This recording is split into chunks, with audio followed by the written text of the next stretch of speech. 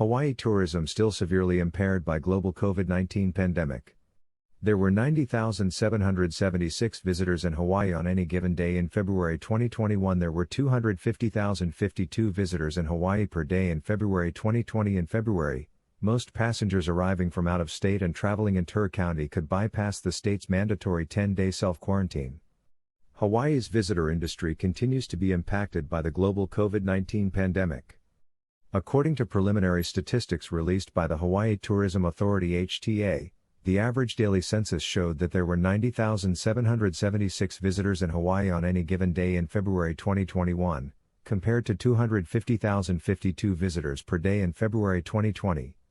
During February, most passengers arriving from out of state and traveling inter-county could bypass the state's mandatory 10-day self-quarantine with a valid negative COVID-19 NOT test result from a trusted testing partner through the state's Safe Travels program.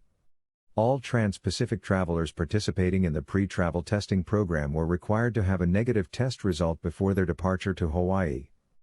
Kauai County continued to temporarily suspend its participation in the Safe Travels program for trans-Pacific travelers, but inter-island travelers who had been in Hawaii for more than 3 days could bypass the quarantine with a valid test result. Trans-Pacific travelers to Kauai were given the option of participating in a pre- and post-travel testing program at a resort bubble property as a way to shorten their time in quarantine.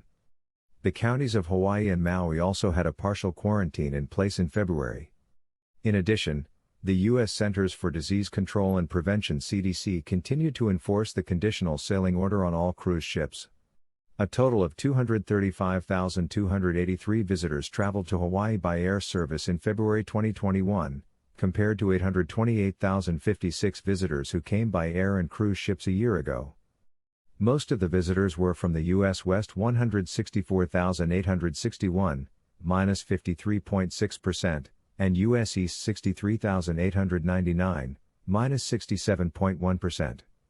Also, 695 visitors came from Japan, minus 99.4%, and 493 visitors came from Canada, minus 99.2%. There were 5,336 visitors from all other international markets, minus 93.2%. Many of these visitors were from Guam, and a small number of visitors were from other Asia, Europe, Latin America, Oceania, Philippines, and Pacific Islands. In terms of average daily census, there were 60,249 visitors present in Hawaii on any given day during February from U.S. West, minus 42.7%, 26,996 visitors from U.S. East, minus 59.0%, 430 visitors from Japan, minus 98.2%, 488 visitors from Canada, minus 98.2%, and 2,613 visitors from all other international markets, minus 89.9%, down considerably compared to February 2020.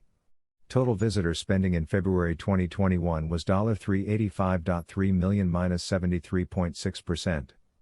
This represented an average of $13.8 million per day, compared to $50.3 million per day in February 2020.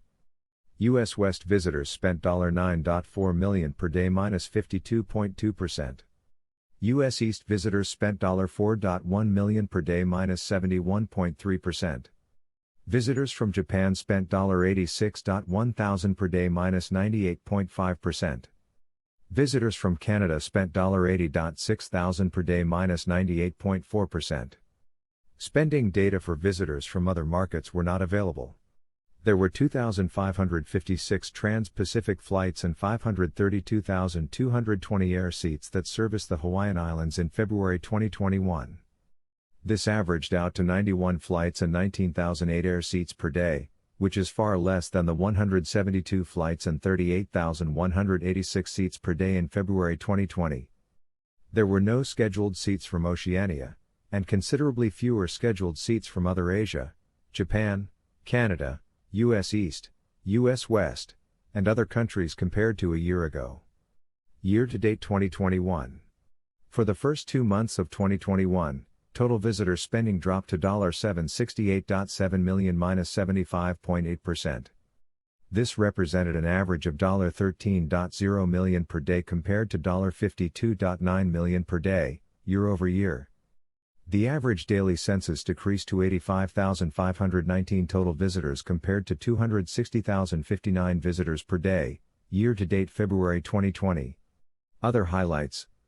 U.S. West, in February 2021, arrivals from the Pacific 125,939 visitors, and Mountain 38,921 visitors, regions were about half the volume of visitors who came a year ago.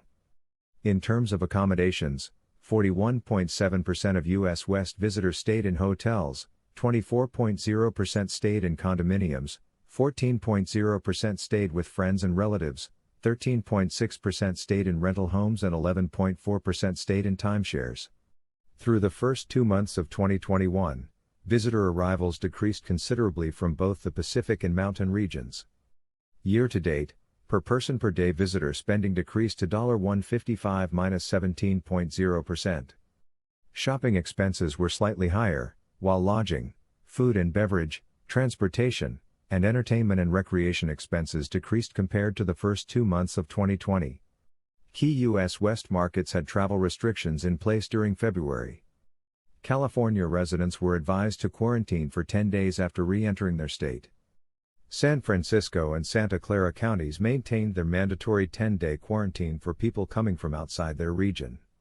In Oregon, returning residents were encouraged to self-quarantine for 14 days after their return. In Washington, a 14-day quarantine was recommended for residents returning from interstate and international travel. U.S. East, all U.S. East regions in February 2021 showed significant reduction in visitor arrivals compared to a year ago.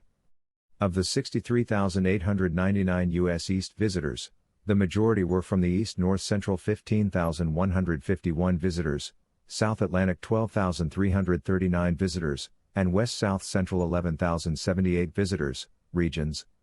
In terms of lodging, 48.2% of U.S. East visitors stayed in hotels, 17.5% stayed in condominiums, 17.0% stayed with friends and relatives, 12.6% stayed in rental homes and 10.9% stayed in timeshares. Through the first 2 months of 2021, per person per day visitor spending dropped to $161 -27.9%. Lodging, food and beverage, entertainment and recreation, and transportation expenses were lower while shopping expenses were similar to a year ago.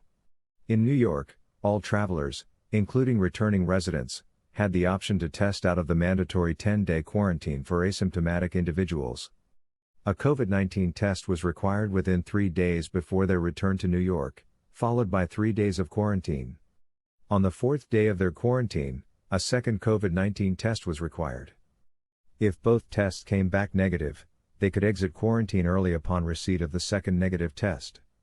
Japan, of the 695 visitors in February 2021, 642 visitors arrived on international flights from Japan and 53 came on domestic flights. Nearly all 99.5% made their own travel arrangements. In terms of lodging, 34.0% stayed with friends and relatives, 33.2% stayed in hotels, 17.4% stayed in condominiums, 11.8% stayed in rental homes and 2.2% stayed in timeshares.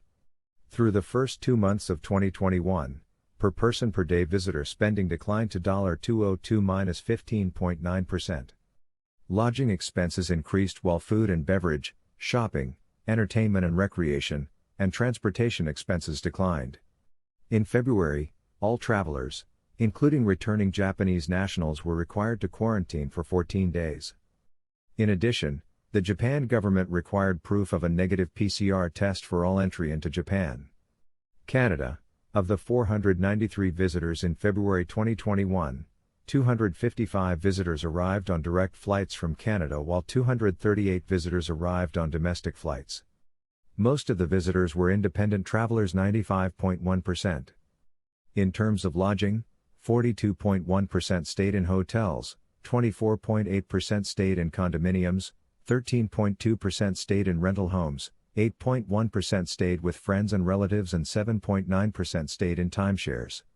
Through the first 2 months of 2021, per person per day visitor spending decreased to $171 -4.6%. Food and beverage expenses increased, while lodging, transportation, shopping, and entertainment and recreation expenses were lower compared to a year ago. Most travelers to Canada, including returning Canadian nationals, were required to take a COVID-19 molecular test when they arrived in Canada before exiting the airport, and another toward the end of their mandatory 14-day quarantine period. Effective February 18, most air travelers were required to reserve, prior to departure to Canada, a 3-night stay in a government-authorized hotel. In addition, they were required to submit their travel and contact information, including a suitable quarantine plan, electronically via Arrive Can before boarding their flight.